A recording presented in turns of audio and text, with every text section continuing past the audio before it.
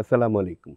সুপ্রিয় দর্শক মণ্ডলী, আপনাদের সবাইকে সাদর আমন্ত্রণ জানাচ্ছি বাংলাদেশ টেলিভিশন চট্টগ্রাম কেন্দ্র আয়োজিত স্বাস্থ্য বিষয়ক লাইভ অনুষ্ঠান স্টুডিও ক্লিনিক দেখবার জন্যে।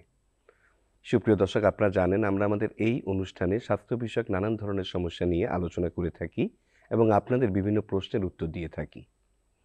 এই ধারাবাহিকতায় আমরা আমাদের এবারের বিষয় নির্বাচন করেছি শীতকালীন অসুস্থতা ও প্রতিকার।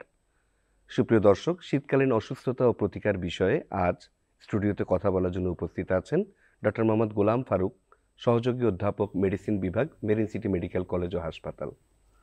ডক্টর গোলাম ফারুক, আপনাকে আমাদের অনুষ্ঠানে স্বাগত জানাচ্ছি। আপনাকেও ধন্যবাদ। তো আলোচনা শুরু করছি। ডক্টর গোলাম ফারুক, আপনার কাছে আমি প্রথমেই জানতে চাই, আপনি বহুদিন ধরে মেডিসিন বিষয়ে প্র্যাকটিস করছেন। শীতকালের এই সময়টাতে সাধারণত কি কি ধরনের অসুখ বিসুখ সাধারণ জনগণের হয়ে থাকে? শীতকালে আমরা যে আবহাওয়া যেটা থাকে সেটাতে কিছু কিছু পরিবর্তন হয়। যেমন শীতকালে আবহাওয়াটা একটু ঠান্ডা থাকে, আবহাওয়াটা শুষ্ক থাকে, যেখানে জলীয় বাষ্পের পরিমাণ কম থাকে। প্লাস শীতকালে ধুলাবালি, অ্যালার্জেন, বিভিন্ন রকমের জিনিসগুলি, ধোঁয়া, এগুলি একটু বেশি পরিমাণে থাকে, যার জন্য কিছু নতুন রোগ যেগুলি বা কিছু আগের রোগ যেগুলি শীতকালে একটু বেশি পরিমাণ। এর মধ্যে সবচেয়ে বেশি যেটা হয় সেটা হলো শ্বাসতন্ত্রজনিত রোগ যেটা। তো এর মধ্যে অনেকগুলি আছে, যেমন আমরা বলি কমন কোল্ড, ফ্লু, বা আগে যেটা আমরা বলতাম ইনফ্লুয়েঞ্জা, এরপরে pneumonia, bronchial asthma, COPD, pneumonia, বাচ্চাদের ক্ষেত্রে ব্রঙ্কিওলাইটিস, এই ধরনের রোগগুলি কিন্তু শীতকালে দেখা যায় খুব বেশি পরিমাণে হয়।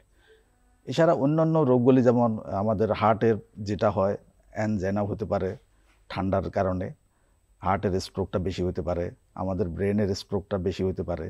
কিছু কিছু চর্মরোগ যেগুলি একটু বেশি পরিমাণে হয়, যেমন একজিমা হয় বেশি, তারপরে আমাদের পা ফেটে যায়, অনেকেরই কিন্তু ত্বক শুষ্ক হয়ে যায়। এই রোগগুলি দেখা যায় যে শীতকালে একটু বেশি পরিমাণে হয়। যে শীতকালে যে শ্বাসকষ্টের বিষয়টা, এটা আসলে সাধারণত সব ধরনের সাধারণ জনগণই এই বিষয়ে বেশ ভুগতে থাকেন।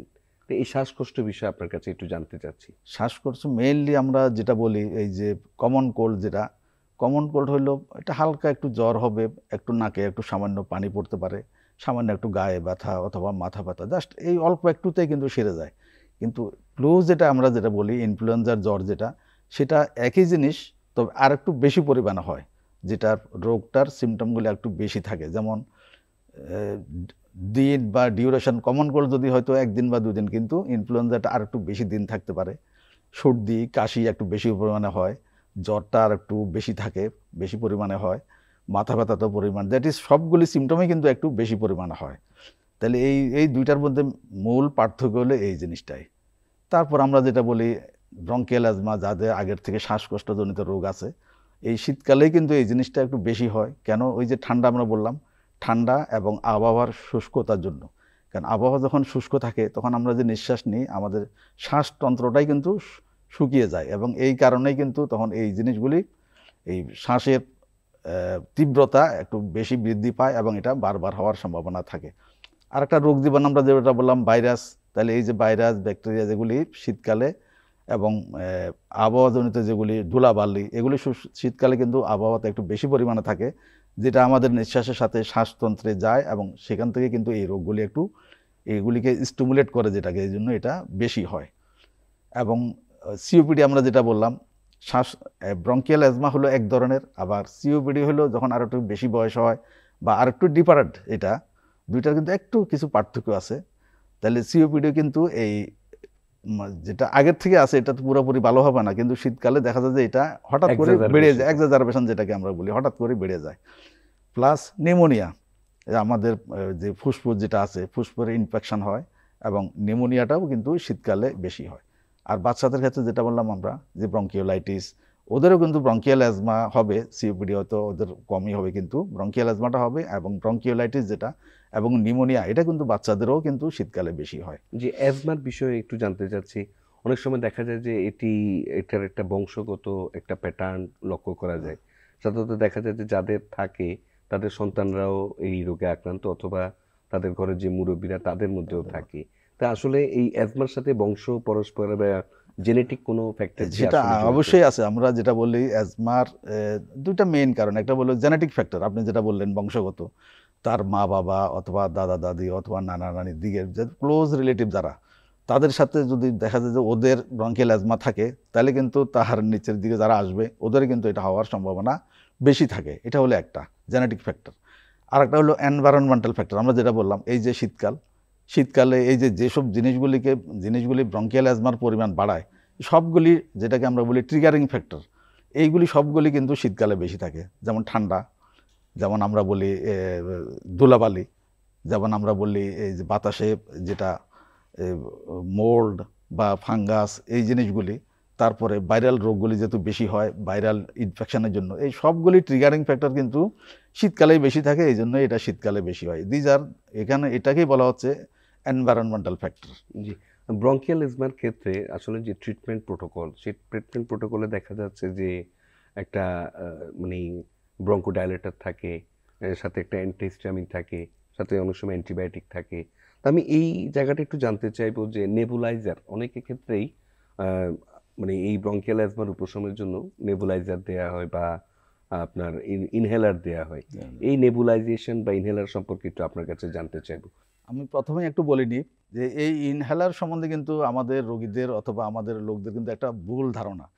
তারা মনে করে যদি আমি ইনহেলার ইউজ করি তাহলে আমার এই রোগটা স্থায়ী হয়ে গেল এবং সারা রোগটা জীবন আর কখনো যাবে। ভালো হবে না, এবং এই ইনহেলার আমার সারা জীবন ইউজ করতে হবে। আসলে কিন্তু তা না।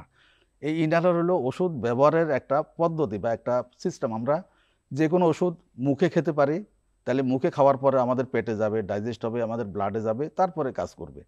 আর একটা হলো অনেক সময় আমরা সরাসরি ব্লাডে দিতে পারি, যেটাকে আমরা আইবি বলি বা আইএম বলি।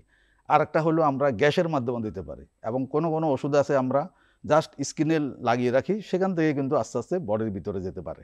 তাহলে এরকম এটা হলো ওষুধ প্রয়োগের বিভিন্ন পদ্ধতি। কোন সময় কোনটা ইউজ করবে সেটা আমরা রোগীর অবস্থা বুঝে, রোগীর সিরিয়াসনেস কেমন সেটার অবস্থা বুঝে আমরা ইউজ করি। এবং ইনহেলার কিন্তু একটা খুব ভালো পদ্ধতি। কারণ হলো আমাদের রোগটা হলো ফুসফুসের মধ্যে, শ্বাসতন্ত্রের মধ্যে। তাহলে আমরা যদি ওষুধটা সরাসরি আমরা শ্বাসতন্ত্রে নিয়ে যেতে পারি, তাহলে কিন্তু ওষুধটা খুব দ্রুত কাজ করবে। এবং এই দ্রুত কাজ করার বা শ্বাসতন্ত্রে পাঠানোর একটা উপায় হলো আমরা নেবুলাইজার ইউজ করি। নেবুলাইজার মানুষ কিন্তু দেয়, কিন্তু ইনহেলার দিলে যখনই দিবে তখনই কিন্তু রোগীরা একটু শেকি ফিল করে, স্যার আমি এটা ইউজ করব না, এটা ইউজ করলে, এই যে একটা ভুল ধারণা, আসলে কিন্তু তা না। এই একই জিনিস আমরা নেবুলাইজার দিচ্ছি, এবং ওইটা যখন নেবুলাইজার তো সর্বক্ষণ সব সময় দেওয়া যাবে না, তখন আমরা ইনহেলার দিই। এটা হলো মোবাইল নেবুলাইজারের মতোই।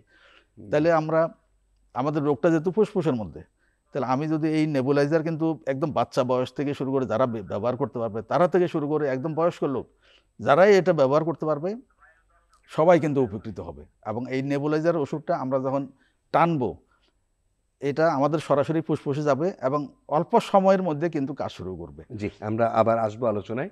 একজন দর্শক সম্ভবত যুক্ত আছেন। সুপ্রিয় দর্শক, আপনার বয়স এবং সমস্যার কথা আমাদেরকে জানান। আমার বয়স 22 বছর, বলুন। আর আমার সন্তানের 7 মাস চলতেছে, 6 মাস 1 সপ্তাহ। আমার শিশুর বারবার এর আগে 3 বার হয়েছিল ফেনা ফেনা, শুধু হাগে পানি পানি, জি আর বাথরুম গুলা দানা দানা, মনে হয় যে হজম হয় না, সাদা সাদা জি হেউলির মতো বাথরুম হয়, জি মনে হয় যে দুধের স্বরের মতো লম্বা লম্বা, সবুজ সবুজ, জি আপনার শিশুর বয়স কত বললেন? পেট কামড় দিয়েই করে। 6 মাস 1 সপ্তাহ। 6 মাস 1 সপ্তাহ। জি, আসলে আজকে আমরা মেডিসিন রোগের উপর আলোচনা করছি, তবুও আপনার জন্য পরামর্শ থাকবে। আপনি সংযুক্ত থাকুন আমাদের সঙ্গে। জি, আপনি বোধহয় শুনেছেন হ্যাঁ, যে যে 7 বছর যে 6 মাস শিশু 1 সপ্তাহ। শিশুরা যখন মায়ের বুকের দুধ খায়, তখন কিন্তু তাদের একটু করে পায়খানা হতে পারে। সুতরাং এটা কিন্তু অস্বাভাবিক কিছুই নয়। যতবার মায়ের বুকের দুধ খাবে অতবারে কিন্তু তার একটু করে পায়খানা হতে পারে। কিন্তু সমস্যা হলো কোন জায়গায়, যদি এই পায়খানার সাথে বাচ্চার যদি পেটে ব্যথা হয়, জ্বর হয়, অথবা অন্যান্য সিমটম বমি হয়, তখন কিন্তু হলো সমস্যা। এখন এটা কখন হতে পারে? মায়ের বুকের দুধ যখন খাবে কখনো সমস্যা হবে না। সমস্যা হবে তখনই যখন আমরা অতিরিক্ত খাবার যখন দিই, আমরা যখন অতিরিক্ত খাবার দিব 5 মাস বয়স থেকে বা 6 মাস বয়স থেকে, তখনই সেটা যদি পরিষ্কার জীবাণুমুক্ত না থাকে, অপরিষ্কার থাকে, অর্থাৎ সেখান থেকে উইনিং কিন্তু ফুড যেটা আলগা খাবার, সেটাকে আমাদের একদম জীবাণুমুক্তভাবে বা জীবাণুমুক্ত পরিষ্কারভাবে আমাদের খাওয়ানোর ব্যবস্থা করে, তাহলে আর এই সমস্যাগুলি থাকবে না। এরপরেও যদি অনেক সময় আমরা যখন প্রথম খাওয়া শুরু করব, যেটাকে আমরা উইনিং বলি, মায়ের বুকের দুধ থেকে যখন একটা নতুন খাবারে যাবে, তাহলে বাচ্চা এতদিন অভ্যস্ত ছিল মায়ের বুকের দুধ, ধরনের যখন খাবার। নতুন খাবার যখন একটা দেওয়া হবে, তখন বাচ্চা কিন্তু পেটে ব্যথা হতে পারে, বমি করতে পারে, একটু পায়খানা পাতলা করতে হতে পারে, কারণ এটা একটা নতুন খাবার। সুতরাং এটা আস্তে আস্তে ঠিক হয়ে যাবে। যদি খুব বেশি সমস্যা, আস্তে আস্তে স্টোমাক এটাকে অ্যাডজাস্ট করে নিবে। এরপরও সমস্যা হলে কোনো একজন শিশু বিশেষজ্ঞ ডাক্তারের সাথে একটু দেখা করে নেবে। জি, আমরা ইনহেলার ব্যবহার প্রসঙ্গে বলছিলাম। জি, এই ইনহেলারের আরেকটা, রোগীরা বলে স্যার আমি তো ইনহেলার আজকে সারাদিনে একটা ব্যবহার করে ফেললাম কিন্তু আমার কোনো কাজ হচ্ছে না। আসলে কিন্তু এই ইনহেলার ব্যবহারের একটা নিয়ম আছে। তাহলে এই নিয়মটা যদি আমি সঠিকভাবে ফলো না করি, একটা ট্যাবলেট যখন দিবে খেয়ে ফেললে আর রোগীর কোনো কিছু করার নাই, এটা পেটে চলে গেছে, সেখান থেকে যাবে। কিন্তু ইনহেলার যেহেতু একটা টেকনিক, সুতরাং এই টেকনিক যদি ঠিকমতো ইউজ না হয়, তাহলে বেশিরভাগ রোগীর ক্ষেত্রে কিন্তু তাই হয়, ঠিকমতো ইউজ করা না বলেই একটা ভুল ধারণা, ইনহেলার কোনো কাজ হয় না। জি, আমরা আসলে দর্শকদের সুবিধার্থে আপনি যদি একটু আজকে একটু ডেমনস্ট্রেট করে দেখাতেন যে আসলে যেটা আমি একটা ইনহেলার যে নিয়ে আসলাম, এই সবগুলি ইনহেলার কিন্তু একই নিয়ম। তাহলে প্রথমে আমাকে কি করতে হবে, যেহেতু ওষুধটা আমাকে কোথায় নিতে হবে, আমার ফুসফুসে, লাঞ্চে নিতে হবে। তাহলে আমার লাঞ্চ যদি আগের থেকে বাতাস ভর্তি থাকে, তাহলে আমি টানতে পারবো না। তাহলে আমার কি করতে হবে, নিঃশ্বাস ছাড়তে হবে, একটু নিঃশ্বাস ছেড়ে আমি বাতাসটা একটু খালি করলাম ফুসফুস থেকে। তারপরে আমার এই ইনহেলার, এটা কিন্তু ভিতরে লিকুইড ফর্মে থাকে, দ্যাট ইজ তরল থাকে। তাহলে এটাকে আমি যদি একটু নাড়া দিই, 4-5 নাড়া দিই, খুব বেশি না, একদম খুব বেশি জোরে নাড়াতে হবে তা না। তাহলে আমি আস্তে আস্তে 4-5 নাড়া দিলে কিন্তু এটা কিছুটা গ্যাস হবে, কারণ আমি তো আর লিকুইড নিতে পারবো না, গ্যাসটা নিব। তাহলে আমার মুখটা খুললাম, খুলে নিঃশ্বাসটা ছাড়লাম, ছেড়ে আমি, তাহলে আমার হাতটা এখানে থাকবে, নিচে একটু সাপোর্ট থাকবে। তাহলে এটা আমি মুখের মধ্যে দিব, দিয়ে আমি এক চাপ দিব, এক চাপ, এই যে এক চাপ দিলাম, ওষুধটা বের করে ইনহেল করে ফেললাম, ওই এক চাপ দিল, তাহলে দিয়ে আমি এটা বের করে ফেললাম, আমার মুখের মধ্যে ওষুধটা থাকলো আমার। তাহলে আমি মুখটা বন্ধ করবো, কারণ মুখ যদি খোলা থাকে ওষুধটা বের হয়ে যাবে। আমি জাস্ট মাথাটাকে একটু পিছন দিকে হেলাট দিয়ে, তাহলে আমার মুখটা বন্ধ, নাক দিয়ে নিঃশ্বাসটা টেনে কি করব, আমি ওষুধটা আমার বুকের মধ্যে যাবে, ধরে রাখবো। এখন যদি আমি কি করলাম, টানলাম আবার ছেড়ে দিলাম, তাহলে ওই ওষুধটা আমার বুকে গেল, আবার তাড়াতাড়ি চলে গেল, কাজ করার সময়টা আর পেল না। তাহলে এটা যদি আমি নাড়ালাম, নিঃশ্বাস ছাড়লাম, মুখের মধ্যে দিলাম, এক চাপ দিলাম, টেনে বুকের মধ্যে যতক্ষণ পারে, খুব জোরের কিছু নাই যে অনেকক্ষণ ধরে রাখতে হবে, আমি যতক্ষণ 9 সেকেন্ড 10 সেকেন্ড যতক্ষণ ধরে রাখবো বুকের মধ্যে, ওষুধটা আমার কাজ করবে। তারপর আমি নিঃশ্বাস ছেড়ে দিলাম।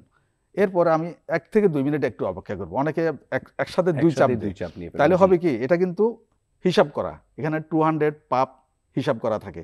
আমি যদি 2টা ইউজ করে বলি, 2টা শেষ কিন্তু, তাহলে কমে গেল। এই জন্য আমাকে 2 পাপ যদি একসাথে ইউজ করি, 2 পাপ ওষুধ কিন্তু কাজে লাগবে না, খুব অল্প পরিমাণ ওষুধ কাজে লাগে।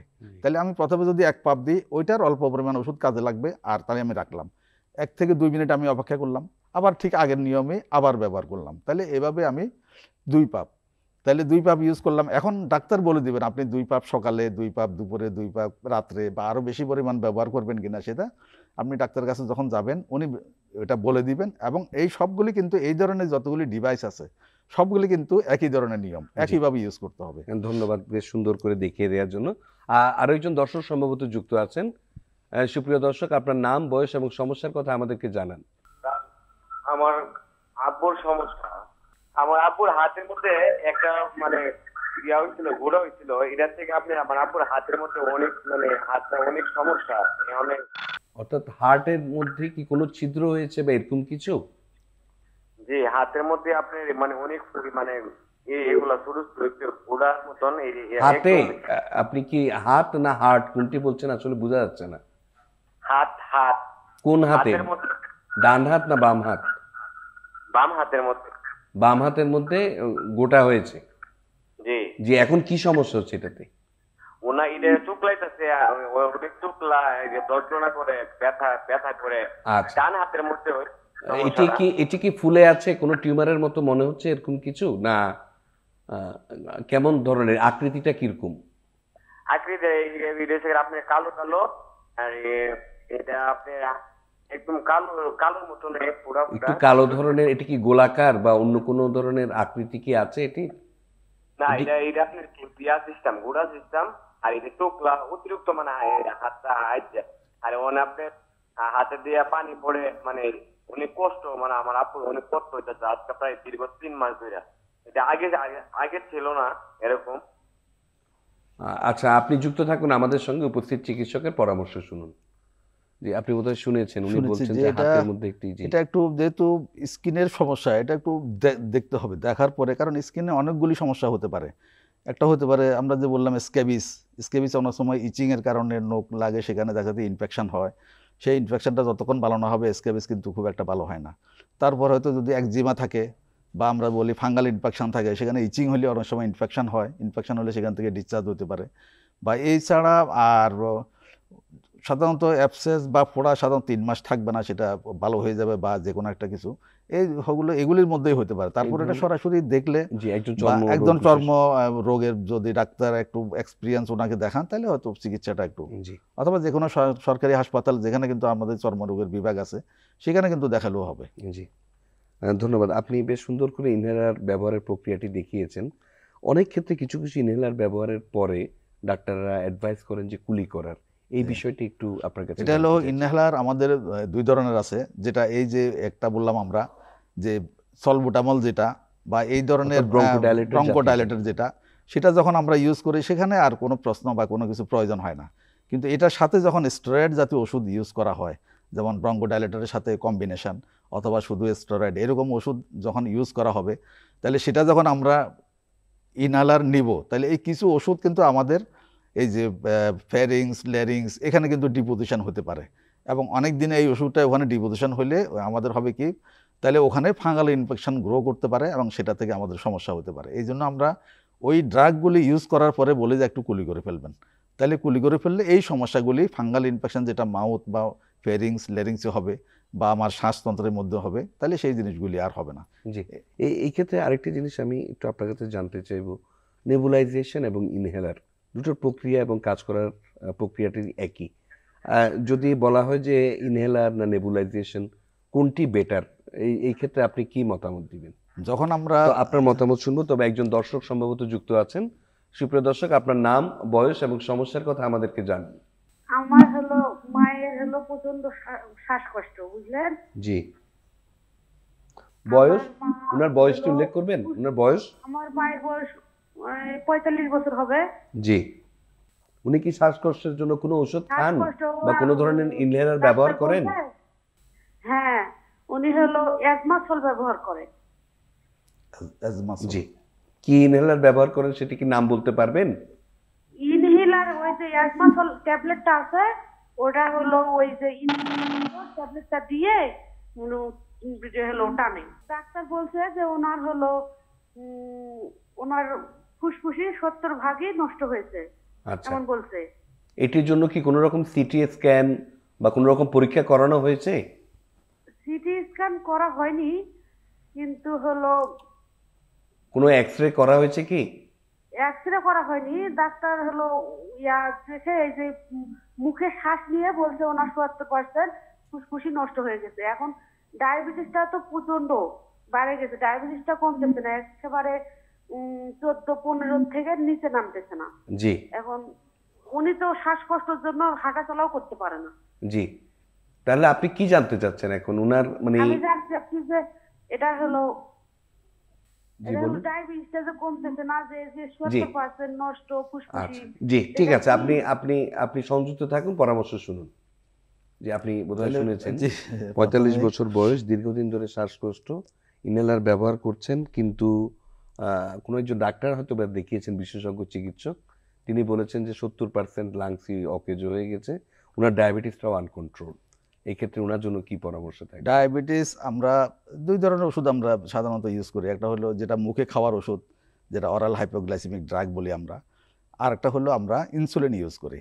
তাহলে যখন আমার অরাল হাইপোগ্লাইসেমিক ড্রাগে ডায়াবেটিস কোনো রকমই কন্ট্রোল হবে না, তখন আমাকে ইনসুলিন নিতেই হবে। ইনসুলিন নেওয়া ছাড়া আমার বিকল্প কোনো উপায় থাকবে না। তাহলে ইনসুলিন রোগী যেহেতু উনি হাঁটতে পারে না, হাঁটতে পারলে হয়তো আর একটু ভালো কন্ট্রোল হতো, কিন্তু আমরা যদি ইনসুলিনের ডোজটা বাড়িয়ে দিই, সাথে ডোজটা যদি অ্যাডজাস্ট করে দিই, তাহলে একজন ভালো ডায়াবেটিক ডাক্তারের সাথে যদি দেখা করে, তাহলে কিন্তু কন্ট্রোল হয়ে যাবে। এটা কন্ট্রোল না হওয়ার কোনো কারণ নেই। হয়তো ইনসুলিনের পরিমাণটা একটু বেশি জি, নেওয়া উনি লাগবে, আরো একটু বলছেন প্লাস যে- সাথে কিন্তু ডায়েট কন্ট্রোলটা করা লাগবে, কারণ জি। ডায়েট কন্ট্রোল হলো আমাদের মেইন। আমরা ডায়াবেটিসের ম্যানেজমেন্টের জন্য প্রথমে বলি যে ডায়েটটা কন্ট্রোল করা লাগবে। এখন আমি চায়ের সাথে চিনিও খাবো, মিষ্টি জিনিসও খাবো, মিষ্টি ফ্রুটসও খাবো, তাহলে আমি সাথে ওষুধও খাবো, তো কখনোই কন্ট্রোল করা যাবে না। জি। আমাকে এক নম্বরে ডায়েটটা কন্ট্রোল আরেকটি করতে যিনি হবে। বলেছেন যে ওনার লাংসের প্রায় 70% অকেজ হয়ে ওকে, গেছে। সেটা লাঞ্চের এখন যেটা বলা হচ্ছে, এটা আমি যদি এক্সরে করি তাহলে হয়তো বুঝতে পারবো। জি, এক্সরে করলে একটা রোগীর যখন অনেক দিন থেকে শ্বাসকষ্ট থাকে, এটা ব্রঙ্কিয়াল অ্যাজমা বলি বা সিওপিডি বলি, যতটাই অ্যাটাক হবে প্রতিটা অ্যাটাকেই লাঙের কিছু একটা অংশ একটু একটু নষ্ট হবে। তাহলে অনেক দিন যদি এটা কন্ট্রোল না থাকে, আনকন্ট্রোল থাকে, তাহলে প্রতিনিয়তই একটু একটু করে বা যত বেশি ইনফেকশন হবে একটু একটু করে নষ্ট হতে থাকবে। তাহলে একবার 70% নষ্ট হয়ে গেছে, তাহলে কিন্তু আরও অনেক রকমের জটিলতা হবে। পেশেন্টের শ্বাসকষ্ট অনেক বেশি পরিমাণ হবে, ওনার খাওয়া দাওয়া বন্ধ হয়ে যাবে, অন্য অর্গানগুলি আস্তে আস্তে সমস্যা হবে, হার্ট ফেলিউর বলি বা বিভিন্ন রকমের। সুতরাং এটা আমরা কতটুকু এবং ডাক্তার আদৌ কে বলছেন সেটা তো আর আমি বুঝতে পারছি না। জি।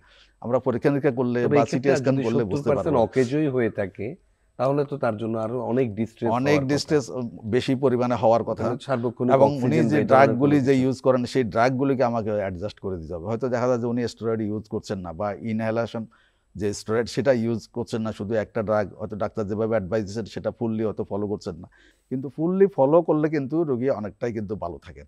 একটা কথা হলো, জি। যেটা নষ্ট হয়ে গেছে সেটা হয়তো আগের অবস্থায় আসবে না, কিন্তু আর যাতে নষ্ট না না হয় হয় সেটাকে আমরা প্রিভেন্ট করতে পারি। জি। প্লাস এখন যে কষ্টটা সেটাকে আমরা কিছুটা হলেও রিলিভ করতে পারবো। জি, ধন্যবাদ। সম্ভবত আরো একজন দর্শক আছেন। সুপ্রিয় দর্শক, আপনার নাম, বয়স এবং সমস্যার কথা আমাদেরকে জানান। মোহাম্মদ ইউনুস, জি, ঢাকা বনশ্রী থেকে বলছি, বয়স 75। আমার ওই ঠান্ডাজনিত সমস্যা আছে। জি, আমি ডাক্তারের কাছে গিয়েছিলাম, আমাকে ট্যাবলেট দিছে আর একটা অ্যাকুলাইজার দিছে, যেটা নাকি একটা ক্যাপসুল দিয়া ওইটা করতে হয়, নিতে হয়। জি, হ্যাঁ, এখন তো আপনার ইনহেলার সম্বন্ধে খুবই শুনলাম, সুন্দরভাবে ব্রিফিং দিল। আমাকে যদি কাইন্ডলি সম্বন্ধে কিভাবে ব্যবহার করবো একটু বললে খুশি হইতাম, এবং একটু খুব ভালোভাবে এটা অবহিত হইতাম। জি। অর্থাৎ আপনি জানতে চাইছেন যে কোজি ক্যাপ যেটি ব্যবহার করতে হয় কিভাবে ব্যবহার করতে হয়। জি জি জি জি। স্যার। আচ্ছা, ঠিক আছে। জি, উনি একটু জানতে চাইছেন যে কোজি ক্যাপ ইনহেলার যেগুলো ট্যাবলেট। উনি ঠিকই বলছেন, কিন্তু এটা হলো দুইটা পদ্ধতি। একটা হলো আমার এই যে গ্যাস, আর একটা হলো ক্যাপসুল যেটা দেওয়া হয়। ক্যাপসুলটা কিন্তু যখন ওই মেশিনের মধ্যে দেওয়া হয় এটা ছিদ্র হয়ে যায় এবং পাউডারটা, তাহলে এটাকে আমরা যেটা বলি meter dose inhaler. Meter means এটাতে হিসাব করা থাকে 200 পাপ, এটা আমরা গ্যাস। তাহলে অনেকের পক্ষে এটা কিন্তু সমস্যা হয়। কেন? অনেকের হয়তো ফাইন্যান্সিয়াল একসাথে অনেক টাকা দিয়ে একবারে কিনতে হয়, একবারে কিনে ফেলতে হয়, প্লাস অনেকে এই যে একটু প্রেশার চাপ দিতে হয়, এটা অনেকের পক্ষে হয়তো দেখা যায় ইউজ করা কষ্টকর হয়ে যায়। তাদের জন্য দেখা যায় ওই যে ক্যাপসুলটা, এই জন্য কে কোনটা ভালো পারবে এটা এখন একটু প্যাশন চয়েস। প্যাশন কীভাবে, দুইটা কিন্তু একই কাজ। এখানে যেরকম যে ওষুধটা থাকে ওখানে পাউডার, ওটা হলো ড্রাই পাউডার, এই জন্য আমরা ডিপিআই বলি, ড্রাই পাউডার ইনহেলার। তাহলে ওটাও কিন্তু একই রকমের কাজ, তবে সুবিধা হলো ওটা ডিভাইসটা একটু সুবিধা, জাস্ট এইরকম প্রেশার দিয়ে চাপ দিতে হয় না, প্লাস ওটা আপনি মুখের মধ্যে দিয়ে কয়েকবার টানবেন, এবং ইয়েস কিন্তু কাজও কিন্তু একই, জাস্ট কার জন্য কোনটা অ্যাপ্রোপ্রিয়েট, কে কোনটা ভালো ব্যবহার করতে পারবে সেভাবে আমরা ইউজ করি, এবং ওটাও ঠিক একই অবস্থা। এবং সুবিধা হলো ওটা একটা ক্যাপসুল কিনে একবারে ব্যবহার করতে পারবেন। হয়তো যার ডেলি ইনকাম সে একটা কিনলো ব্যবহার করলো, আবার রাত্রে আরেকটা কিনলো সেটা ব্যবহার করলো, কিন্তু এটা একসাথে পুরো ডিভাইসটা কিনে ফেলতে হবে, এখানে তো আর অর্ধেক কিনা যাবে না। অর্থাৎ ওটি ইকোনমিক ফ্রেন্ডলি। ইকোনমিক ফ্রেন্ডলি সুবিধা হলো ওইটাই যে ডেলি ইনকাম করে একটা ক্যাপসুল কিনে ফেললো বা 2 দিনের কিনলো, কিন্তু এটা তো পুরোটাই কিনতে হবে, কিন্তু কাজ কিন্তু একই। এবং ওই যে কুলি করা স্টেরয়েড হলে এটার ব্যবহার যেরকম কুলি করতে হবে এটা না, কিন্তু ওইটার ব্যবহারও কিন্তু কুলি করতে হবে। জি, সুতরাং এই ধন্যবাদ। ব্যাপারে কোনো সন্দেহ থাকা প্রয়োজন নাই। জি, ধন্যবাদ। সম্ভবত আরেকজন দর্শক আমাদের সঙ্গে যুক্ত আছেন। সুপ্রিয় দর্শক, আপনার নাম, বয়স এবং সমস্যা আমাদেরকে জানান। আসসালামু আলাইকুম, আমি লাকসাম থেকে বলছি। আমার বয়স 55 বছর। জি, আমি ঢাকা হার্ট ফাউন্ডেশনে ওপেন সার্জারি করছি, করার পর থেকে আমার হঠাৎ শ্বাসকষ্টটা বেড়ে গেছে। এই জন্য কি আমি আপনি ওনার কোনো ব্যবহার বিশেষজ্ঞ করতেছি। চিকিৎসক দেখিয়েছেন শ্বাসকষ্টের জন্য? জি দেখাছিলাম, ঢাকা মিরপুর আলোকে স্যারকে দেখাছিলাম, একটা স্প্রে ছিল। জি, এখন কি অবস্থা? এখন ওইটা শ্বাসটা বাড়তি স্যার। শ্বাসকষ্টটা বাড়ছে? জি জি, ধন্যবাদ। আপনি যুক্ত থাকুন আমাদের সঙ্গে, পরামর্শ শুনুন। ভদ্রলোক যিনি প্রশ্ন করলেন তিনি বলছেন যে তিনি 55 বছর বয়স এবং ঢাকা হার্ট ফাউন্ডেশন, ওনার সম্ভবত কোনো একটি হার্ট হার্টের সার্জারি সমস্যা হয়েছে। এখন ওনার শ্বাসকষ্ট বেড়ে গিয়েছিল এই সার্জারির পরে, তো ওনাকে নাকি ইনহেলার বা কিছু ওষুধ দেওয়া হয়েছে, এরপরেও শ্বাসের এই কষ্টটি কমছে না। সেই ক্ষেত্রে এখন- ওনার জন্য কি পরামর্শ থাকে? এখানে দুইটা কারণ, আমরা যেটা বললাম যে ফুসফুসের কোনো সমস্যা, যেটা ব্রঙ্কিয়াল আজমা বললাম বা নিউমোনিয়া বললাম, আমরা সিওপিডি বললাম, ব্রঙ্কিয়ালাইটিস বললাম, এরকম যে কোনো একটা ফুসফুসের যে কোনো কারণের জন্যই আমাদের শ্বাসকষ্ট হতে পারে। প্লাস হার্টের সমস্যার জন্য কিন্তু আমাদের শ্বাসকষ্ট হতে পারে। যেমন আমার হার্টটা যদি ঠিকমতো কার্যকরী কাজ না করে, তাহলে হবে কি আমার ফুসফুসের মধ্যে পানি জমে যেতে পারে, যেটা আমরা হার্ট ফেলিওর বলি। এই হার্ট ফেলিওরের কারণে কিন্তু আমার শ্বাসকষ্ট হতে পারে। এখন দেখতে হবে কোনটার কারণে আমার এই শ্বাসকষ্টটা হচ্ছে। এটা কি এখন ঠান্ডা পড়ছে, ঠান্ডার জন্য আমার এই যে ফুসফুসের সমস্যা ওটার কারণেই আমার বেড়ে যাচ্ছে, নাকি আমার হার্টের কোনো সমস্যার কারণে ফুসফুসে পানি জমে যাচ্ছে সেটার কারণে হচ্ছে? তাহলে আমার দুইটা কিন্তু আলাদা চিকিৎসা। ফুসফুসের কারণে হইলে সেটার জন্য আমরা এই যেভাবে এই জিনিসগুলি আমরা ইউজ করব। প্লাস যদি হার্ট ফেলিওরের কারণে হয়ে থাকে, সেই ক্ষেত্রে আমার হার্ট ফেলিওরের চিকিৎসা দিতে হবে, পানিটা সরানোর ব্যবস্থা করতে হবে। তাহলে কিন্তু দেখা যায় যে আমার শ্বাসকষ্টটা কমে যাবে। তো সেটাই আগে করতে হবে, আগে দেখতে হবে সেই জিনিসটাই কোনটা কোন কারণে হচ্ছে। তাহলে এখন ওনার জন্য কি পরামর্শ? উনি এখন ওনার জন্য কি ধরনের এমন চিকিৎসকের আমার জন্য শরণাপন্ন মনে হবেন? হচ্ছে যেহেতু উনি হয়তো আবার কি হার্টের ডাক্তার কাছে যাবেন নাকি ফুসফুসের ডাক্তার কাছে যাবেন, উনি একজন ইন্টারনিস্ট বা মেডিসিনের একজন অভিজ্ঞ ডাক্তার কাছে গেলেই কিন্তু উনি এই জিনিসটা ক্লারিফাই করতে অর্থাৎ পারবেন। একজন মেডিসিন বিশেষজ্ঞের কাছে গেলেই কিন্তু উনি ওনাকে এক ভালো অ্যাডভাইসটা দিতে পারেন। জি, ধন্যবাদ। আরো একজন দর্শক সম্ভবত যুক্ত আছেন। সুপ্রিয় দর্শক, আপনার নাম, বয়স এবং সমস্যার কথা আমাদেরকে জানান। আমার বয়স হলো 45। জি, আর সমস্যা হচ্ছে আমার ওই বুকের সমস্যা, শ্বাসকষ্টের সমস্যা। একটু কি? জি, শ্বাসকষ্টের সমস্যা। জি, আপনি কি এই জন্য কোনো বিশেষজ্ঞ চিকিৎসক দেখিয়েছেন বা কোনো চিকিৎসা নিচ্ছেন? না, এটা এটা হয় না এখনো, মানে আমার সমস্যা অনেকদিন থেকে, প্রায় বছরের মতো হচ্ছে। এটা আমার এমন সমস্যা যে ওই ভিতরে আপনার গোলা আছে, গোলাটাতে খাদ্য নালীটার মধ্যে জমানো আছে, এমন মনে হয়। এটার জন্য আমি কি করতে পারি? জি, জি, ধন্যবাদ। আপনি যুক্ত থাকুন আমাদের সঙ্গে। ভদ্রলোক যিনি প্রশ্ন করেছেন, আসলে আমি অনেক কিছু ক্লিয়ারলি শুনতে পাইনি, তবে যেটা বুঝতে পারছি যে উনার শ্বাসকষ্টটা রিলিভ হচ্ছে না, 45 বছর বয়স, এবং উনি আসলে এই ধরনের এটার জন্য কি চিকিৎসা নিচ্ছেন সেটিও আসলে ব্যক্ত করেননি। তো ওনার জন্য এমনি কি পরামর্শ থাকে? এটা শ্বাসকষ্টটা ওনার কতদিন থেকে, ওনার ফ্যামিলি হিস্ট্রিতে আছে কিনা জি, বা বংশের মধ্যে অন্য কেউ এই সমস্যাটা আছে কিনা, উনি কি কাজ করেন, কোথায় করেন, কোনো ডাস্টের মধ্যে কাজ করেন কিনা, বা ওনার পার্সোনাল হ্যাবিট যেন স্মোকার কিনা, তাহলে এই জিনিসগুলি আমাদেরকে একটু দেখতে হবে। উনি যেখানে থাকেন সেখানে ড্যাম কিনা বা ওই ধরনের ফাঙ্গাল ইনফেকশন অথবা ধুলাবালি, ডাস্ট, এই জিনিসগুলি আছে কিনা, যে এই জিনিসগুলি আমাদের শ্বাসকষ্টটা বাড়ায়। তাহলে যদি এই ধরনের কোনো কিছু থেকে থাকে, প্রথমে ওনাকে স্মোকিংটা বন্ধ করতে হবে। তারপরে ওনার যে এরিয়ার মধ্যে থাকে সেখানে যদি ডাস্ট বা এই জাতীয় কোনো কিছু থাকে সেটা থেকে উনি একটু দূরে থাকতে হবে। ওনার কর্মস্থলে যদি এরকম কিছু থাকে যেখানে ডাস্ট আছে বা ইয়ে আছে, সেই জিনিস থেকে উনি একটু দূরে থাকতে হবে। এবং এখন যেটা হচ্ছে যে শীতকালে আমরা অনেকেই শীতকালে বের হয়ে যাই আমার খুব বেশি প্রোটেকশন না নিয়ে, তাহলে আমি শীতকালে যদি অন্তত একটা মাস্ক পরেও বের হই, তাহলে আমি অনেক কিছু থেকে অন্তত বেঁচে থাকতে পারবো। এরপরে গিয়ে এগুলি হলো প্রিভেন্টিভ, এগুলি করার পরেও যদি ওনার সমস্যা থাকে, উনি যে ড্রাগ ইউজ করছে সেই ড্রাগটা হয়তো অ্যাপ্রোপ্রিয়েট হচ্ছে না, সেই ড্রাগটা ঠিকমতো অ্যাডজাস্ট করে দিতে হবে। তাইলে হয়তো না কমার কোনো কারণ, যদি অন্য কোনো কিছু না থেকে থাকে। ধন্যবাদ। এই পর্যায়ে একটু জানতে চাইবো নিউমোনিয়া সম্পর্কে। অ্যাডাল্ট নিউমোনিয়া বা চাইল্ড নিউমোনিয়া আমরা যেটাই বলি, এই নিউমোনিয়ার লক্ষণগুলো কি এবং এই শীতে কেন নিউমোনিয়ার প্রকোপটা বেশি হচ্ছে? আমরা যেটা আগেই বললাম যে শীতকালে আবহাওয়া যেহেতু শুষ্ক থাকে, ঠান্ডা বেশি থাকে, হিউমিডিটি কম থাকে, রোগ জীবাণুগুলি বেশি থাকে, তাহলে এই সময় আমাদের নিউমোনিয়াটা বেশি পরিমাণে হয়।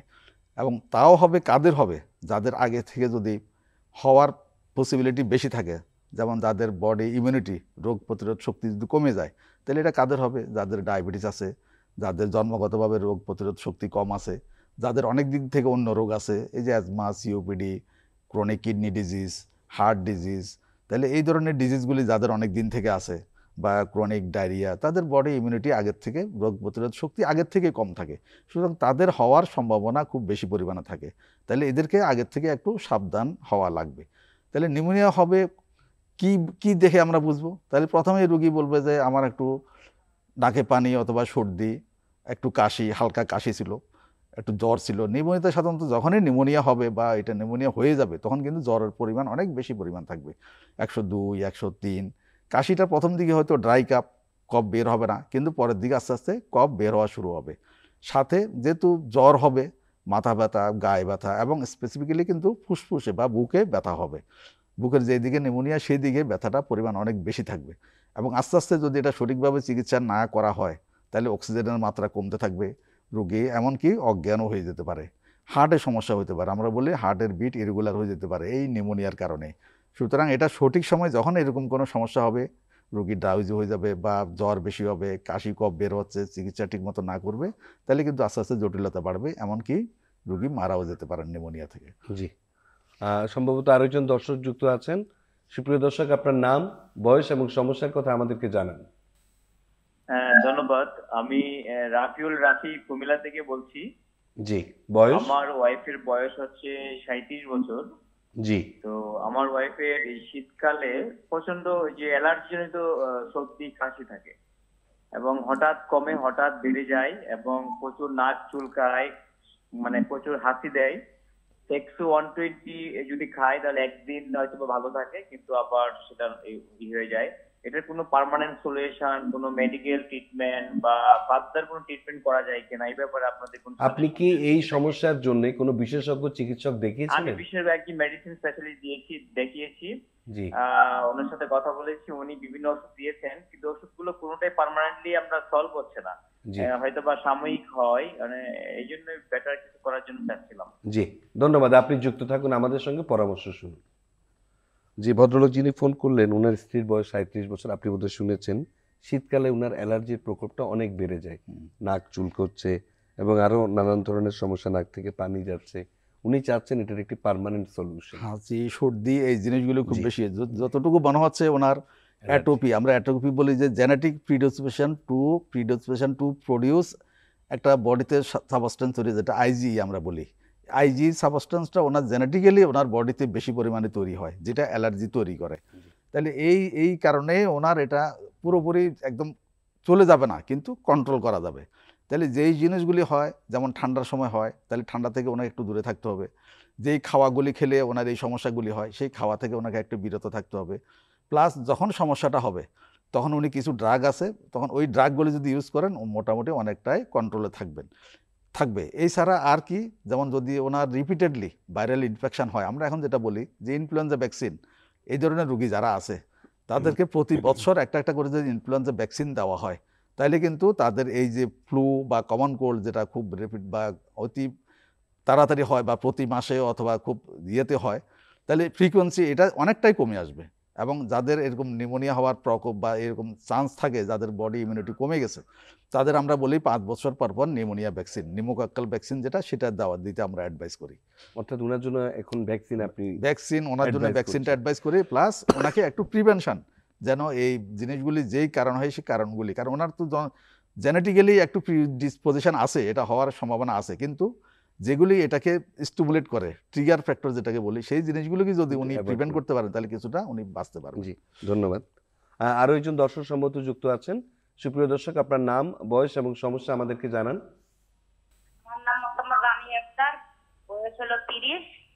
জি, সমস্যা বলুন। আমার সমস্যা হলো বুকের ব্যথা, করোনার সময় থেকে বুকের ব্যথাটা, আমার রিপোর্ট এতে 3-4 বার করছি, রিপোর্টে আমার অনেক কিছু রিপোর্ট দিচ্ছে, এতে ওষুধ খাই, যতক্ষণ ওষুধ ব্যবহার করি ততক্ষণ স্যার আমার বুকের ব্যথাটা কমে থাকে, ওষুধ বাদ দিলে বুকের ব্যথাটার সমস্যা বেশি দেখায়।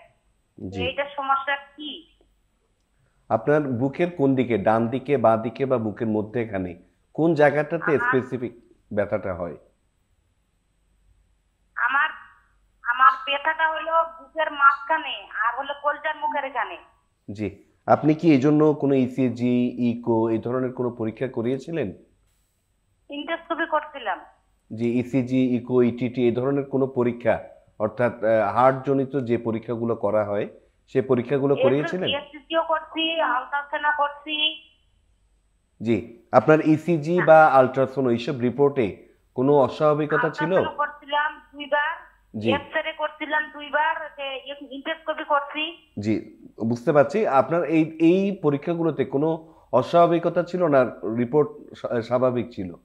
না, একবার প্রথমে যখন করছিলাম তখন বলছিল গলব্লাডার, তখন তারপরে গলব্লাডার বলছিল যে বড় ধরনের কোনো সমস্যা না, আপনি ওষুধ খেলে এটা ক্লিয়ার হয়ে যাবে। জি, ধন্যবাদ। 1 বছর ওষুধ খাচ্ছিলাম। 1 ধন্যবাদ। বছর আপনি খাওয়ার পরে যুক্ত বুঝতে থাকুন পারছি আমাদের আমার সঙ্গে। এরকম চাপ ছিল। জি, আমরা বুঝতে পারছি। আপনি যুক্ত থাকুন, পরামর্শ শুনুন। ভদ্রমহিলা যিনি ছিলেন, প্রশ্ন করলেন, উনার বয়স 30 বছর। উনি বলছেন যে করোনা থেকেই উনার বুকে ব্যথা। উনি এজন্য কিছু পরীক্ষা-নিরীক্ষাও করিয়েছিলেন। খুব সম্ভবত কোনো abnormality পাওয়া যায়নি। এখন এই বুকের ব্যথার জন্য আসলে কি পরামর্শ থাকবে? এবং উনি বলছেন ঠিক বুকের মাঝখানে ব্যথা। এটা তো আসলে মানে অ্যাসিডিটিও হতে পারে, বা হতে পারে, জি। আপনি যদি একটু বিস্তারিত উনার জন্য তাহলে একটু আমরা বলতেন। এখন যেটা বলি যে এই যে আমরা বুকে ব্যথাটা বলি, তাহলে এখানে আমার ফুসফুস আছে, শ্বাসতন্ত্র যেটাকে আমরা বলি সেটা আছে, এখানে হার্ট আছে, হার্টের উপরে কাভারিং আছে, আমার ফুসফুসের উপরে কাভারিং আছে, আমার এখানে বোন আছে, মাসেল আছে, প্লাস আমার খাদ্যনালীর কিছু অংশ এখানে আছে। তাহলে এই সবগুলির যে কোনো একটা কারণেই আমার কিন্তু বুকে ব্যথা হতে পারে। তাহলে আমাকে সেটা আগেই ঠিক করে নিতে হবে যে কোন জিনিসটা ওনার বেশি। তাহলে ওনার যদি হার্টের সমস্যা হয়ে থাকে, আমি একটা ইসিজি করলাম বা একটা বুকের এক্সরে করলাম, ইকো করলাম, ট্রোপোনিন এগুলি করে দেখলাম যে হার্টের কোনো সমস্যা আছে কিনা, তাহলে ওটা করলেই আমি কিন্তু বুঝে ফেলতে পারবো।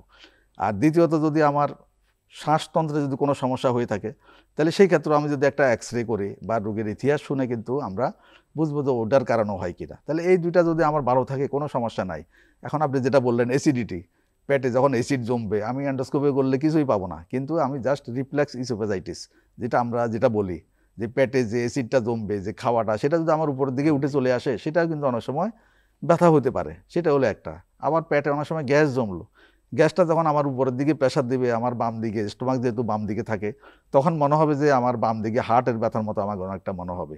তাহলে দেখুন অনেকগুলি কারণ, এর পরেও যদি আমার কিছু কারণ আছে, যেমন আমার এখানে বোন আছে, এখন যদি আমার বোনে ক্যালসিয়াম কমে যায়, তখন দেখা যায় যে বোনটা একটু মানে ক্ষয় হয় বা ইয়ে হয়, সেটার কারণে কিন্তু হ্যাঁ ভিটামিন ডি যদি ডিফিসিয়েন্সি হয়, সেই কারণে কিন্তু আমাদের এরকম বোন পেইন হতে পারে। এখানে মাসেল আছে, মাসেলের কোনো সমস্যার জন্য কিন্তু এরকম পেইন হতে পারে। সর্বোপরি আরও অনেক রকমের কারণ আছে যেগুলির কারণে এরকম ব্যথা হতে পারে। সেই জন্যই উনি যদি একদম ইন্টার্নিস্টের কাছে যান, তাহলে সেই ক্ষেত্রে উনি সবগুলি জিনিস একসাথে ইয়ে করে ভালোভাবে ইতিহাস নিয়ে ওনার কারণটা অবশ্যই নির্ণয় করতে পারবেন। জি, জি। আমি এই পর্যায়ে একটু জানতে চাইবো যে কমন ফ্লু যেগুলো হচ্ছে, এই ফ্লুর ক্ষেত্রে চিকিৎসার ক্ষেত্রে অ্যান্টিবায়োটিকের কি কোনো প্রয়োজনীয়তা আছে? কমন ফ্লু আমরা যেটা বলি সেটা হলো due to viral disease, virus. সুতরাং এই ভাইরাসের জন্য কোনো অ্যান্টিবায়োটিক প্রয়োজন নাই। অ্যান্টিবায়োটিক আমরা যখনই দিব, যখন যদি আমরা কোনো ইনফেকশনের লক্ষণ পাই বা রোগী এরকম কমপ্লেন করে, কিন্তু যখনই ভাইরাল ডিজিজ হবে, জ্বর হবে, আমরা জ্বরের জন্য ওষুধ খাবো অ্যান্টিবায়োটিক, তবে অ্যাডিকুয়েট ডোজে দেওয়া লাগবে, অ্যাডিকুয়েট ডিউরেশনে দেওয়া লাগবে। সেটা হলো একটা। আমার যদি নাকে একটু সর্দি আছে, নাকে পানি পড়ে, আমরা একটু অ্যান্টিহিস্টামিন দেওয়া লাগবে। এবং সর্বোপরি ওই সময় আমরা কিন্তু খাওয়া দাওয়া বন্ধ করে দিই, তাহলে আমাদের কিন্তু বডিতে পানি কমে যায়, ডিহাইড্রেশন হয়। এই জন্য আমরা বলি যখনই এরকম ফ্লু হয়, কমন কোল্ড হয়, আমরা বলি যে বেশি বেশি করে পানি খাবেন, তবে ঠান্ডা পানি না, একটু হালকা কুসুম গরম পানি, একটু লেবুর রস দিয়ে। তাহলে এই তরল জিনিসগুলি, এমনকি ডেঙ্গু, চিকনগুনিয়া যেটাই হোক, যে ধরনের জ্বর, যে কোনো ধরনের ভাইরাল, আমরা প্রথমেই বলি যে ডিহাইড্রেশন প্রিভেন্ট করতে হবে। শরীরে যেন পানি, কারণ আমাদের শরীরে 70% হলো পানি, শুধু পানিটা যেন কমে না যায়, এটা হলো 1 নম্বর। 2 নম্বর হলো খাওয়া দাওয়া খুব বেশি প্রয়োজন নাই, তার যতটুকু ইচ্ছা হয় ততটুকুই খাক। খুব বেশি না খেলে কিন্তু, আমরা না খেয়ে কিন্তু অনেক সময় রোজা রাখি, খুব বেশি সমস্যা হয় না। তাহলে আমার পানির যেন ডিহাইড্রেশনটা যেন না হয়, পানি শূন্যতা যেন না হয়, আমাকে প্রচুর পরিমাণে পানি খেতে হবে। প্লাস নাকের একটু পানি সর্দি যাচ্ছে, অ্যান্টিহিস্টামিন একটু খেলাম, এবং ব্যথার জন্য আমি প্যারাসিটামল অ্যাডিকুয়েট ডোজে নিলাম, যার পরিমাণ মতো। আমার যদি একটু অ্যাসিডিটি থাকে, অ্যাসিডিটির জন্য একটু ওষুধ নিলাম। এভাবে যদি আমরা কয়েকদিন কন্টিনিউ করি, সিমটোমেটিক ট্রিটমেন্ট, অ্যান্টিবায়োটিকের কোনো প্রয়োজন না। আমরা যে কোনো জ্বর প্রথমে যখন শুরু হবে, আমরা কমের পক্ষে 7 দিন অপেক্ষা করি, 7 দিন পর্যন্ত দেখি তার জ্বরটা কমে কিনা। যদি 7 দিনে কমে যায়, তখন আমরা বলি যে এটা ভাইরাস, এটার আর বেশি কিছু প্রয়োজন নাই, হয়তো একটু দুর্বলতা থাকবে। 7 দিনের পরে যদি জ্বর কন্টিনিউ করে, তখন আমরা যে টাইফয়েড ফিভার কিনা, অন্য কোনো প্রস্রাবে জ্বালা পোড়া আছে কিনা, গলা ব্যথা আছে কিনা, অন্য কোনো ডিজিজ যেটার কারণে এই জ্বরটা, কারণ 7 দিনের বেশি সাধারণত ভাইরাস জ্বর খুব একটা থাকে না, থাকতে পারে, তখন আমরা পরীক্ষা নিরীক্ষা করে সেই অনুযায়ী ওষুধ দিই। জি, আমরা প্রায় অনুষ্ঠানের শেষ পর্যায়ে। আপনার কাছে একটু জানতে চাইবো যে এই শীতকালীন এই ফ্লু প্রতিরোধে আসলে কি ধরনের খাদ্যাভ্যাস বা কি ধরনের জীবন আচরণ করা উচিত? তাহলে প্রথমেই আমাদের যেটা প্রয়োজন, আমরা নিজেকে একটু সাবধানে থাকা। যখন এই সময় আমরা রাতে বের হই বা কোনো জায়গায় যাই অথবা জার্নি করি, আমরা চেষ্টা করবো অন্তত মাস্কটা পরার জন্য, প্রচুর পরিমাণে পানি খাওয়ার জন্য। খাওয়া দাওয়া যেগুলি খাবো আমরা আনহাইজেনিক, দ্যাট ইজ পরিষ্কার পরিচ্ছন্ন থাকা, পরিষ্কার পানি খাওয়া, খাওয়া দাওয়া পরিষ্কার খাওয়া। এই সময় যেহেতু আমরা বিভিন্ন জায়গায় যাই, পথে ঘাটে বিভিন্ন জায়গায় আমরা যেটা পাই সেটা হয়তো খেয়ে ফেলি, তাহলে এই জিনিসগুলি থেকে একটু বিরত থাকতে হবে। প্লাস হ্যান্ড হাইজিন, হাত ধোয়া। আমরা প্রতিবার খাওয়ার আগে অন্তত হাতটা ভালো করে সাবান দিয়ে ধুয়ে নিয়ে অন্তত 20 সেকেন্ড ধুয়ে আমরা খাওয়া দাওয়ার যদি অভ্যাস করি এবং হাইজেনিক ফুড খাই, প্রচুর পরিমাণে পানি খাই, মাস্ক ব্যবহার করি, শীতের কাপড় ঠিকমতো ব্যবহার করি এবং ঠান্ডার মধ্যে খুব কম বের হই, তাহলে কিন্তু আমরা মোটামুটি ভালো থাকতে পারবো। জি, আমাদের অনুষ্ঠানে এসে আলোচনা করার জন্য আপনাকে অসংখ্য ধন্যবাদ। আপনাকেও ধন্যবাদ, সাথে দর্শকদেরকেও ধন্যবাদ। সুপ্রিয় দর্শক, শীতকালীন রোগ সমস্যা নিয়ে কথা বলছিলাম ডক্টর গোলাম ফারুক, সহযোগী অধ্যাপক, বেরি সিটি মেডিকেল কলেজ। সুপ্রিয় দর্শক, আজ এখানেই শেষ করছি। আগামী সপ্তাহে ভিন্ন কোনো বিষয় নিয়ে আবার আপনাদের সামনে হাজির হব। সেই পর্যন্ত আপনারা সবাই ভালো থাকুন, থাকুন নিরাপদে। আল্লাহ হাফিজ।